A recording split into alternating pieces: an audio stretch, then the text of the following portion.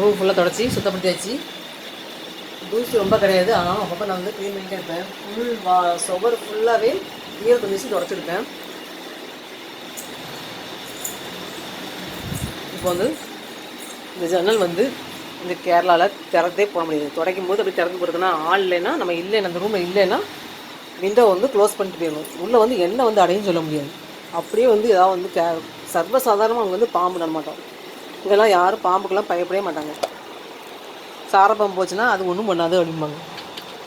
ஆனால் எனக்கு தான் பயமாக இருக்கும். ஜன்னலை வந்து காஞ்சிருச்சு, தொடச்ச இடம்லாம் காஞ்சிருச்சு. இப்போது ஜன்னலை க்ளோஸ் பண்ணி எழுதும்.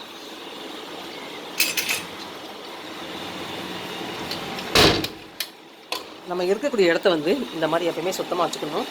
அது ரொம்ப ரொம்ப நம்மளுக்கு ஹெல்ப் ஆகும்.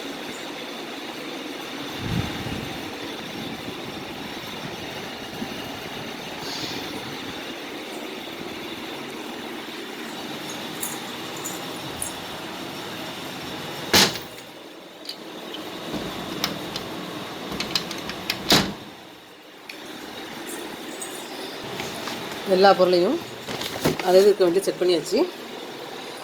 ரூமை க்ளீன் பண்ணும்போது இந்த கரண்டில் சரி இருக்க ப்ளக் பாயிண்ட்டு எல்லாத்தையுமே வந்து உருவி போட்டுருவேன். ஏன்னா பயமாக இருக்கும். இந்த வயர் முதற்கொண்டு தொடப்பம் பார்த்தீங்களா, சாக்கடிச்சக்கூடாது. அதனால் எல்லாத்தையும் உருவி போட்டுருவேன்.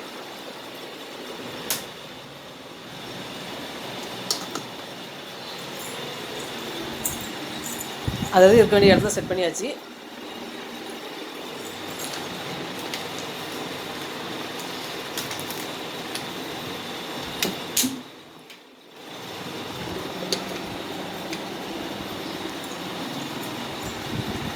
எல்லாமே வீட்டில் வந்து ரொம்ப க்ளீன் பண்ணும்போது இந்த மாதிரி கரண்ட் வயர் எல்லாத்தையுமே ஆஃப் பண்ணி போட்டு ஏசி துடைக்கும் போது ஏசி ப்ளக்கை உருவி போட்டணும். அதெல்லாம் உருவி போட்டு தான் எல்லாம் செய்வேன். ஸோ இந்த மாதிரி எல்லாருமே சேஃப்டியாக தான் சுத்தப்படுத்திக்கணும். அதுக்கப்புறம் எல்லாத்தையும் வந்து ப்ளக் பாயிண்ட்லாம் நம்ம ஜாயின் பண்ணிக்க வேண்டியதான். ரூம் க்ளீனிங் முடிஞ்சது. இன்னொரு 15 days வந்து நிம்மதியாக இருக்கலாம். ஆனால் ரூம் ஃப்ளோர்லாம் வந்து 3 days 1 time தொடப்பேன். ஃபுல் க்ளீனிங்கிறது ஒரு 15 days 1 time. இதுக்கே வந்து வீட்டில் பெரிய பிரச்சனையாக இருக்கும். இப்போ எப்போ பார்த்தாலும் வீட்டை